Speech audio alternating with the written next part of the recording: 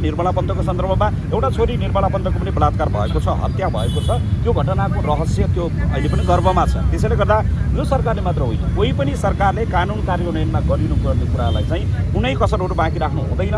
तर कहीँ कतै यो न्याय सम्पादन गर्ने कुरालाई कहीँ कतैबाट प्रभावित पार्न खोजिन्छ भने त्यो कुरामा चाहिँ हाम्रो खबरदारी। Crazy holidays, your trusted travel partner. तपाईँले अहिले भनेको जस्तो सुर्खेतमा जे एउटा नाबालिग एउटा बच्चीमाथि एउटा छोरीमाथि जसरी बलात्कार भयो, हत्या भयो, त्यो मुद्दाको सन्दर्भमा हामी त्यही सम्बन्धित ठाउँमा पनि पुगेर त्यो घटनास्थलमा पनि पुगेर हामी आइसकेका छौँ। हामी त्यहाँ पुगेर हाम्रो स्थलको रूपमा त्यहाँको परिवारलाई पनि भेटेका छौँ। प्रहरी प्रशासन, त्यहाँका सरकारवाला निकायहरूसँग सबैसँग हामीले छलफलहरू कुराकानी पनि गरिसकेका छौँ एकातर्फ। अब एउटा सामान्य यो न्याय निरूपणको कुरा मात्र रहेन, एउटा जागरणको कुराहरू, एउटा छोरीको एउटा सुरक्षाका कुराका विषय पनि भएको हुनाले अहिले हामी यहाँ उभिएका हौँ। त्यसैले गर्दा स्पष्ट रूपमा यो बलात्कार हो, यो हत्या हो, यसलाई कुनै पनि हालतमा यो बलात्कार र हत्या जस्तो जघन्य अपराधलाई यो वा त्यो बाहनामा कहीँ कतैबाट न्याय निरूपणमा कहीँ कतैबाट न्याय दिने सन्दर्भमा चाहिँ बदमासी गरिनु हुन्न भन्ने कुराको खबरदारी हो। त्यसैले गर्दाखेरि हामीले यो कुरालाई स्थानीय तह केही सम्बन्धित ठाउँमा पुगेर पनि भनेका छौँ र आज काठमाडौँको माइतीघर मण्डलबाट एउटा छोरीको न्यायको लागि हामीले खबरदारी गरिसकेका छौँ। सडकमा तपाईँले आवाज उठाउँदा यतिखेर तपाईँ अब स्थानीय संसदको सांसद पनि भइसक्नु भएको छ, निर्वाचित सांसद पनि हुनुहुन्छ। यो खालको घटना अहिलेसम्म चाहिँ भनौँ न निर्मूल हुन सकेका छैन। अब निर्मला पन्तको घटनाको चाहिँ हत्या भनौँ न त्यसको दोषी पत्ता लगाउन सकेका छैन। यस्तो खालको बलात्कारका घटनाहरू धेरै भयो, कतिपय जातका आधारले भयो, कतिपय त्यस्तो खालको कुरा पनि आए होइन।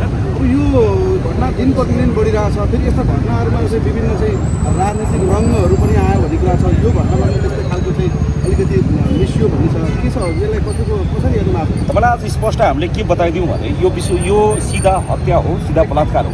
यसलाई कहीँ कतैबाट राजनीतिक रङ दियो भने, कहीँ कतैबाट बदमासी गरियो भने स्पष्ट, यसमा कहीँ कतैबाट प्रहरी प्रशासनबाट बदमासी भयो भने, कुनै कुरा कानुन त्यसलाई चाहिँ न्याय सम्पादन गर्ने ठाउँबाट बदमासी भयो भने, राजनैतिक रूपमा कहीँ कतैबाट बदमासी गरियो, मैले सुनेको छु। त्यहाँको कोही फलानुले यसो भनेको छ, त्यहाँको मन्त्रीले, मुख्यमन्त्रीले यसो भन्यो, अर्कोले यसो भन्यो, अर्कोले यसो भन्यो, लास उठाउन दबाब दियो भन्ने खालको जे कुराहरू आएको छ, त्यो हत्या जस्तो जघन्य अपराधलाई कानुनलाई काम गर्न दिनुपर्छ।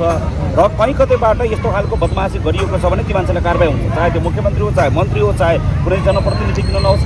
न्याय सम्पादन गर्ने सन्दर्भलाई कहीँ कतै अप्ठ्यारो पारियो भने त्यस्ता बदमासहरूलाई कारबाही हुन्छ एकातर्फ। अर्कोतर्फ पनि स्पष्ट बुझ्नुपर्ने कुरा, यो निर्मला पन्तको जस्तै अपराध हुँदै गर्दा यो अपराधमा संलग्न मान्छेहरू पक्राउ परिसकेका छन् भनिएको छ। उनीहरूले बयान पनि दिइसकेका छन्, हामीले गरेको हो पनि भनेका छन् भन्ने हामीले सुनेका छौँ। त्यसैले गर्दाखेरि अहिले हामीले आवाज उठाएको विषय चाहिँ यस्ता खालका घटनाहरू फेरि पनि दोहोरिनु हुँदैन। समाजमा कुन जातको मऱ्यो, कुन हातको मऱ्यो भन्ने होइन, कुन धर्को, कुन थरको, कुन घरको, त्यो मात्रै होइन।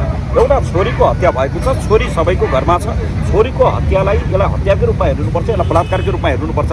तर कहीँ कतै गरिब देखेर, कमजोर देखेर, दलित देखेर उनीहरूलाई चाहिँ दबाउने प्रयास गरिन्छ भने कहीँ कतैबाट फेरि उनीहरूलाई अझै अन्यायमा परेका मान्छेलाई अझै कुनै पनि खालको राजनैतिक रूपमा वा कुनै पनि खालको एउटा चाहिँ दबाब दिइन्छ भने दबाबमा संलग्न हुनेलाई वा यो मुद्दा तोडमोड गर्नेहरूलाई चाहिँ कारबाही हुन्छ। मुद्दा अब उनीहरूको उमेरै कम छ भने त्यो कानुन, हामीले भनेको यति मात्रै के हो भने कानुनमा भएको कुराको स्पष्ट कार्यान्वयन हुनु पर्यो। कानुनमा जे छ त्यो घटनामा संलग्न, त्यो हत्यामा, त्यो बलात्कारमा संलग्न मान्छेलाई कानुनी रूपमा कारबाही हुनु पर्यो। अब कानुनमा के छ त्यो कानुनले बोल्ने कुरा हो। भोलि अदालतले, हामीलाई विश्वास छ अदालतले न्याय दिन्छ, प्रहरीले न्याय दिन्छ। तर कहीँ कतै यो न्याय सम्पादन गर्ने कुरालाई कहीँ कतैबाट प्रभावित पार्न खोजिन्छ भने त्यो कुरामा चाहिँ हाम्रो खबरदारी हो। हामीले अरू नराम्रो भनेको केही पनि होइन, कानुनको कार्यान्वयन हुनु पर्यो।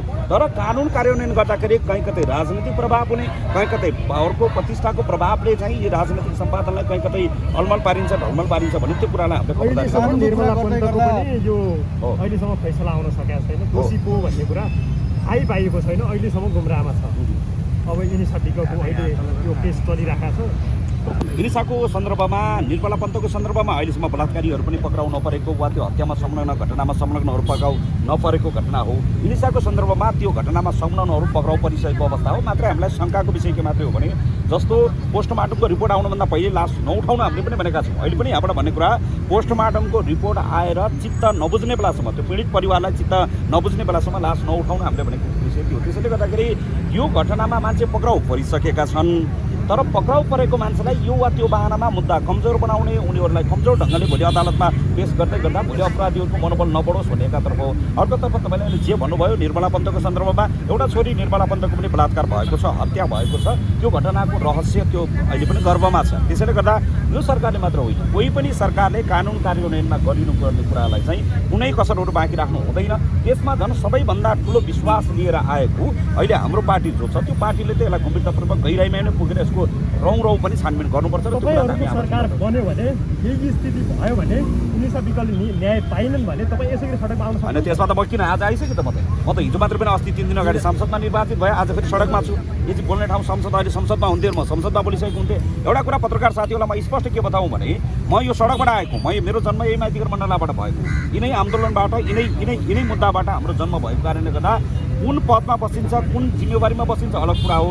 समाजलाई अन्याय पर्छ भने त्यो कुरा हामी चाहिँ जति बेला पनि बोल्न तयार, किन हामी यो समाजको प्रवक्ता हो, यो देशको प्रवक्ता हो। यो समाजको प्रवक्ता हुनुको नाताले, यो देशको प्रवक्ता हुनुको नाताले, यो अन्यायमा परेका मान्छेको बोली हुनुको नाताले यसमा केही फरक पर्दैन। चाहे हामीलाई कुन जिम्मेवारी प्राप्त हुन्छ त्यो जिम्मेवारीको हिसाबको लागि धन्यवाद छ, तर समाजलाई परेको अन्यायको सन्दर्भमा त्यो जसलाई परे पनि जसलाई परेको